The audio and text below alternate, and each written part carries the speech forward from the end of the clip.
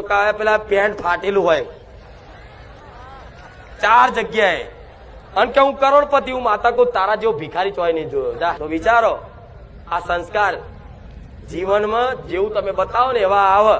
હવે તમારા મા બાપે તો થોડા હારાય સંસ્કાર આલે કે હજુ દોસ્ત દીકરીઓ છે ને માથે લાજ રાખીને બેઠી છે મર્યાદામાં, દીકરાઓ બેઠા છે બરોબર.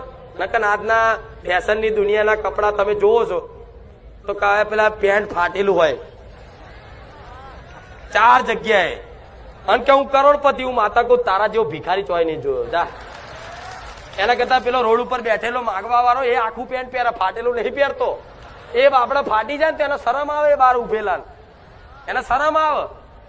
જો કદાચ બહાર ઉભેલો કોઈ એવો હોય ને ગરીબ દુર્બલ, તેનું પેન્ટ છે ફાટી ગયું હોય ને તો તરત એને 2 રૂપિયા 10 રૂપિયા કોકની જોડે માગીને સિલાઈ કરી આવે કે આરું આવું ના પહેરાય, શરમ આવે. અને આજે હાથે કરીને ફાડીને શરમ વગર ના થઈ ગયા માણસો. લો તો આ બધી રહેણી કેણી થોડી બદલવી. હું નહીં કહેતી કે તમે જબ્બો ને ટોપી પહેરો. મારો દીકરો નહીં પહેરતો, મારો દીકરો કોઈક વાર જીન્સ પહેરે એવું નહીં, પણ મર્યાદા. ફાટલા તૂટલા તમે પછી કેવા લાગો, હારા લાગો, જોકર જેવા લાગો. તમારી માતા